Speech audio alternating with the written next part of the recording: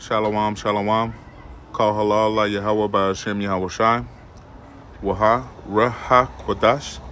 All praises and glory go to you, Lord. Double honors and respect to our apostles, our elders, and our teachers, the men of Great Millstone. To you, I say shalom.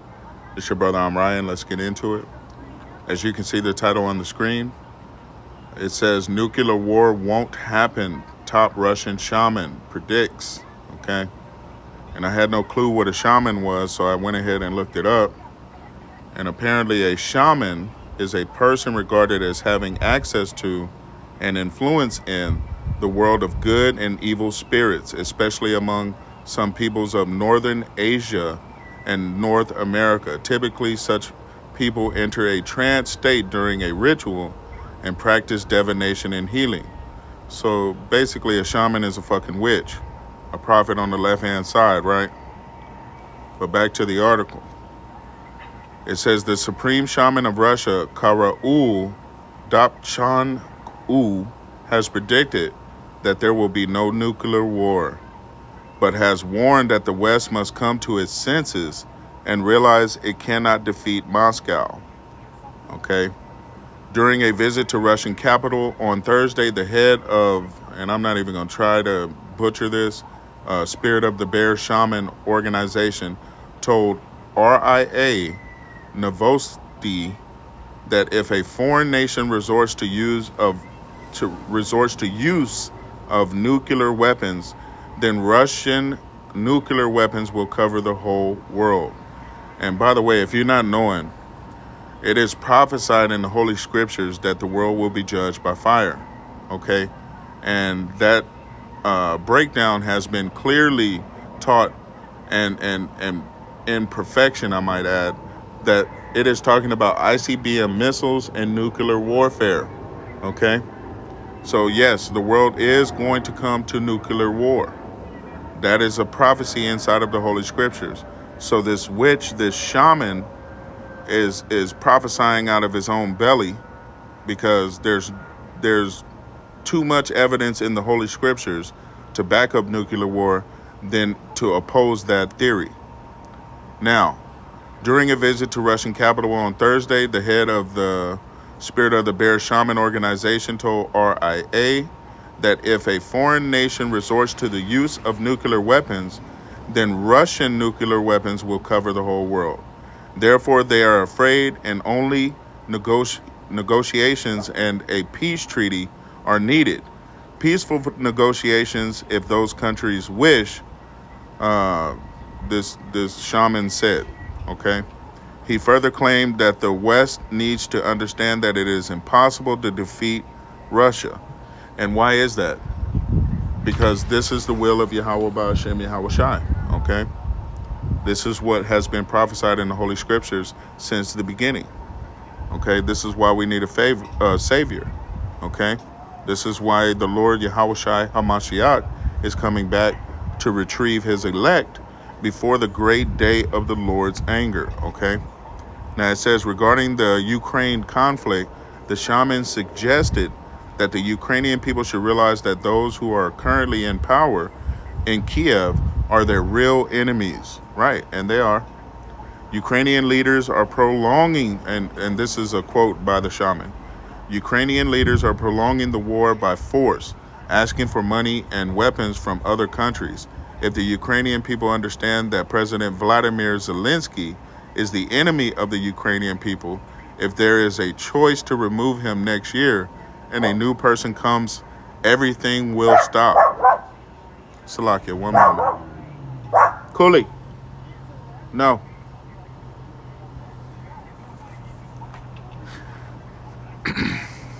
And a new person comes, everything will stop, the shaman predicted.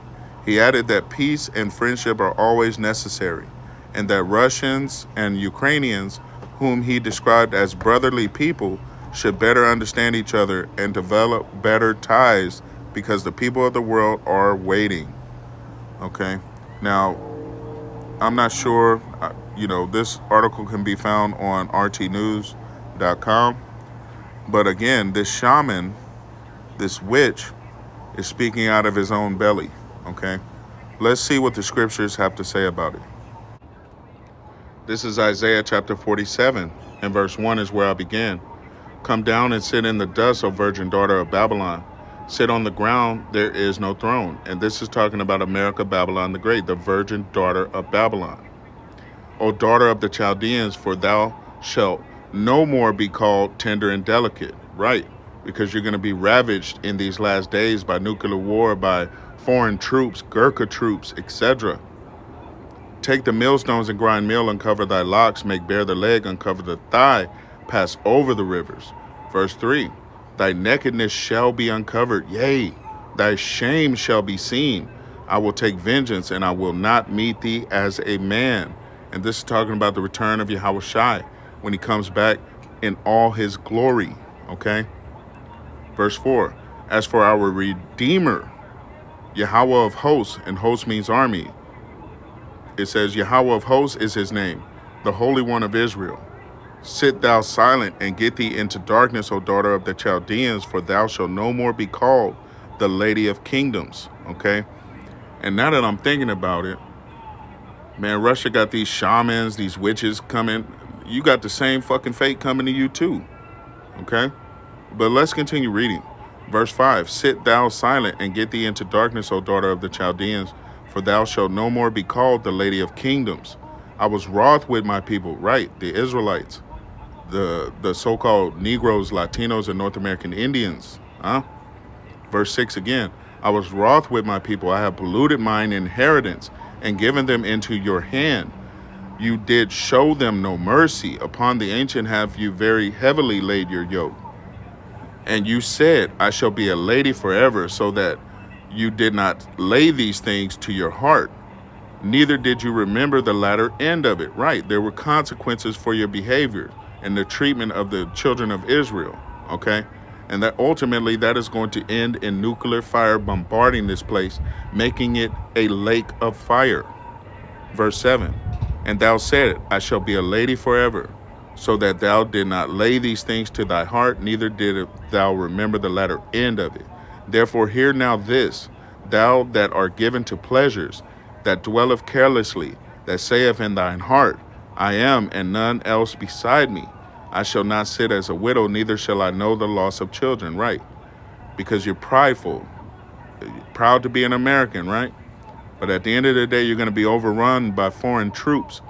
You're going to be bombarded with weapons of war, okay, until there's nothing left that can be saved.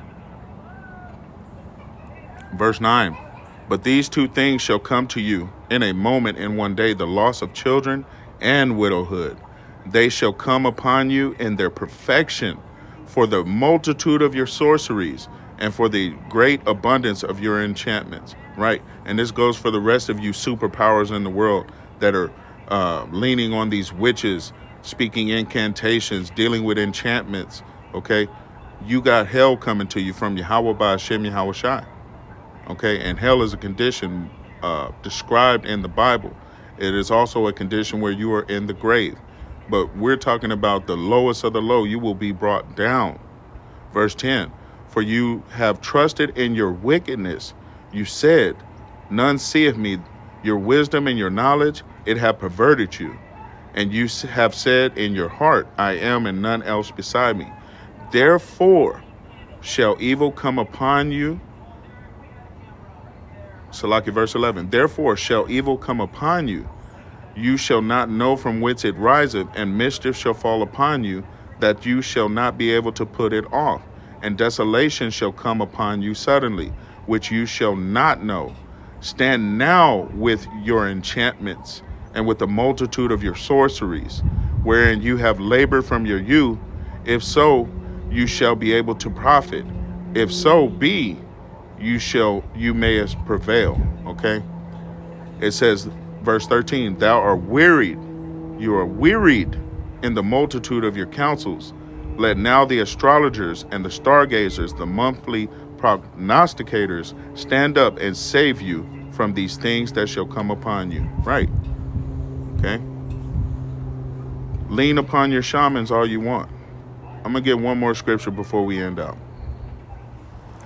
This is 1 Thessalonians chapter 5, and I'll begin at verse 1. It says, but of the times and the seasons, brethren. Ye have no need that I write unto you. For yourselves know perfectly that the day of the Lord so cometh as a thief in the night. For when they shall say peace and safety, then sudden destruction cometh upon them, as travail upon a woman with child, and they shall not escape. You're not going to defer judgment, okay? As this shaman likes to bring up, that there won't be any nuclear war, he has no clue what the hell he's talking about, okay? Because war is coming, nuclear war is coming. The world is going to be judged by fire, okay? So again, 1 Thessalonians chapter 5, and I'll read again verse 3. For when they shall say peace and safety, isn't that what the shaman is doing? Proclaiming peace and safety when there is no peace, when there will be no safety, okay? Because this is the will of Yahweh by Hashem Yahweh Shai, and Yahweh whom you ignorantly call God, Yahweh Shai is his son. This is the will of Yahweh by Hashem Yahweh Shai, to destroy the world, to uproot that which has been builded, to knock it down to nothing, okay? And America, Babylon the Great is going to get the worst of this, okay? And it will be Russian nuclear heads that bombard America along with its allies and others, because this is what the Spirit of the Lord is proclaiming. There will be no safety. Verse 3 again, for when they shall say peace and safety, then sudden destruction cometh upon them, as travail upon a woman with child, and they shall not escape. Now this is 2 Peter chapter 3, and I begin at verse 3. It says, knowing this first, that there shall come in the last days scoffers walking after their own lust. Okay? And this shaman is likened onto a scoffer, okay? He doesn't have any fear of Yahweh by Hashem Yahweh Shai.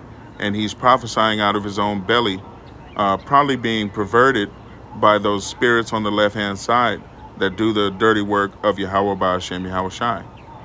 Okay? But verse 3, knowing this, that there shall come in the last days scoffers walking after their own lusts, and saying, where is the promise of his coming? For since the fathers have fell asleep, all things continue as they were from the beginning of creation. For this they willingly are ignorant of, that by the word of Yahweh by Hashem Yahweh Shai, the heavens were of old, and the earth standing out of the water and into the water, whereby the world that then was, being overflowed with water, perished. They all died. Verse 7, but the heavens and the earth, which are now by the same word, are kept in store, reserved unto fire, against the day of judgment and perdition of ungodly men. See, you got to understand, this is all prophecy, okay? And this shaman speaking out of his own belly is irrelevant, because at the end of the day, the Lord is going to destroy America, Babylon the Great with nuclear fire, okay? With ICBM missiles, weapons of war. It is going to be a World War III. The MOTB, that is coming as well, which is the sea hip. This is all the will of Yahweh by Hashem Yahweh Shai, and there's no dodging it at this point. We're right on the doorstep of that prophecy. So believe that scoffer if you want, but I reassure you, he doesn't have a fucking clue what he's talking about. Hopefully this has been edifying. I have a lot of different noises in the background, so I'm going to end this right here. I want to say, call halal la Yahweh ba Hashem Yahweh Shai for this lesson. Until the next time, shalom.